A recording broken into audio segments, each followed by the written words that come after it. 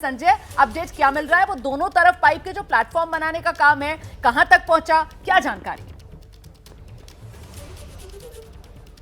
देखिए रोमाना, जिस तरफ से 800 mm का पाइप शुरू हो रहा है यानी सिलक्यारा टनल की ओर से, वहाँ से तो प्लेटफॉर्म बन चुका है। लेकिन चूंकि बीच में आगे जहाँ पर ये 800 mm का पाइप खुलता है यानी लगभग 58 मीटर आगे, वहाँ पर जो ऑब्स्ट्रक्शन आया था, जो लोहे का रॉड आया था, उसको काट दिया गया है। वही बाधा बना हुआ था। ना तो एनडीआरएफ के जवान अपनी ट्रॉली दूसरी तरफ ले जा पा रहे थे और ना ही जो प्लेटफॉर्म बनने का काम दूसरी ओर होना था वो किया जा पा रहा था। लेकिन अब वो पाइप कट गया है। अब यहाँ से सामान जो प्लेटफॉर्म बनाने के लिए ज़रूरी है उसको पहुँचाना शुरू कर दिया गया है। मान के चलिए रोमाना, बहुत ज़्यादा 20 मिनट या आधे घंटे का वक्त लगेगा जब वो प्लेटफॉर्म तैयार हो जाएगा और उसके बाद जो ट्रॉली का मूवमेंट है वो उधर से इधर शुरू हो जाएगा। तो ये मान के चलिए उधर का प्लेटफॉर्म तैयार होते ही जो श्रमिक भीतर फंसे हुए हैं उनको एक एक करके इस ओर लाने का काम शुरू कर दिया जाएगा। तो बस थोड़ा सा इंतज़ार और थोड़ा भारी जरूर पड़ रहा है, सभी पर भारी पड़ रहा है। जो श्रमिक हैं उनकी तो हालत आप समझ सकती होंगी। जो 17 दिनों से फंसे हुए हैं उनके लिए पल पल का इंतज़ार भारी होगा। जो उनके परिवार के लोग हैं वो भी लगातार इंतज़ार कर रहे हैं, क्योंकि 2 बजे लगभग 1:30 बजे के आसपास ये स्थिति हो गई थी कि टनल जो 800 mm की थी उसने पूरा का पूरा जो रास्ता था वो पार कर लिया था। 57-58 मीटर के आसपास वो आगे जा चुका था, दोनों ओर का रास्ता बन गया था।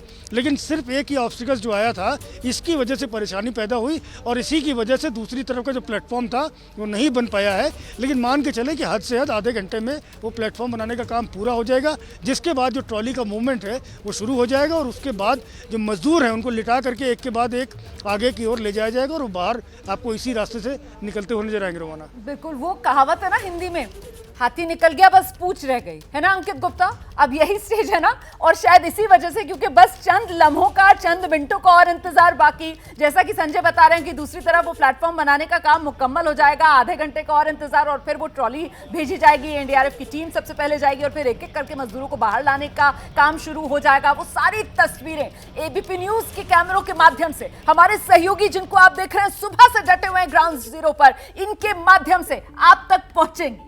अंकित, इसी वजह से शायद मुख्यमंत्री धामी अभी भी यहीं मौके पर मौजूद।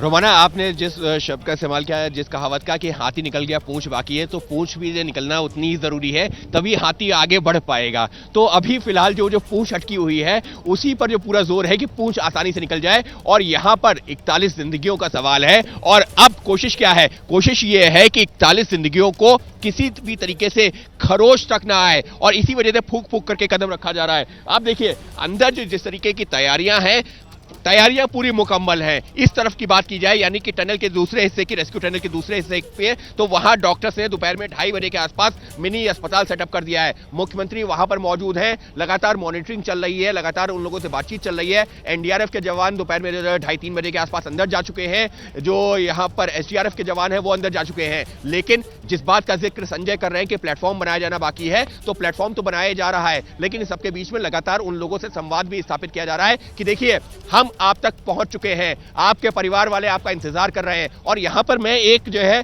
परिवार वालों से जब मेरी बात हुई थी तो मैं उनकी भी बातचीत एक साझा करना चाहूंगा। जब यहां पर एक चौधरी है लखीमपुर के, उनसे बात हुई तो उनका बेटा अंदर फंसा हुआ है। वो अपना एक बेटा पहले ही गंवा चुके हैं, उसकी मौत हो चुकी है। जब मैंने उनसे बात की, मैंने कहा आप कैसे जाकर के बात करते हैं, तो उनका कहना था कि अगर मुझे यह बताया जाता है कि मेरा बेटा आज शाम को निकलेगा तो मैं अपने बेटे से कहता हूं जाकर के अभी तुमको यहां 2 दिन और लगेंगे, आराम से रहना, घबराना नहीं। तो किस तरीके से मेंटली प्रिपेयर किया है खुद परिवार वालों ने भी, जो लोग अंदर फंसे हुए थे। और वहां से जवाब क्या आता है? पिताजी मैं यहां पर आराम से हो, घर पे बता दो कि परेशान ना हो, मैं जल्द वापस आऊंगा। तो कुछ इस तरीके से एक दूसरे से संवाद स्थापित करके एक दूसरे का मनोबल बढ़ा रहे थे। और यही वो जीवटता है जिसकी वजह से आज हम बात कर रहे हैं कि ये लोग सुरक्षित बाहर निकल रहे हैं। और यकीन मानिए, इसी वजह से कहते हैं ना कि परिवार ही आपका सबसे बड़ा संबल होता है। और मुझे लगता है ये जो तकनीक अपनाई गई है कि वो अंदर जो फंसे हुए मजदूर, लगातार उनकी बातचीत उनके परिवार वालों से करवाई गई, ये भी कहीं ना कहीं रेस्क्यू ऑपरेशन का एक हिस्सा, रणनीति का एक अहम हिस्सा, ताकि अंदर जो मजदूर फंसे हुए हैं वो खुद को अकेला ना महसूस करें और उम्मीद बंधी रहे। क्योंकि जब उम्मीद होती है ना तो इंसान बड़ी से बड़ी मुश्किल पार कर लेता है। और वही होता हुआ यहां उत्तरकाशी सिलक्यारा सुरंग में फंसे मजदूरों के साथ होता हुआ नजर आ रहा है। मैं फिर दोहरा दूं, आज सूर्यास्त हो चुका है, लेकिन सूर्योदय हो रहा है मजदूरों की सुरक्षित बाहर आने की उम्मीद का। जैसे ही घड़ी का काटा दोपहर 2:30 पे आए, बबीता जी का दिल सास बहू साजिश के लिए मचल जाए। और ये है इनकी बहू, पूरे दिन ऑफिस की टेंशन हो जाए गॉन जब ये करें अपना फेवरेट शो फ्री टाइम पे ऑन। इनकी तरह आप भी देखिए अपना फेवरेट शो अपने टाइम पर और डाउनलोड कीजिए एबीपी लाइव ऐप अपने स्मार्ट टीवी पर।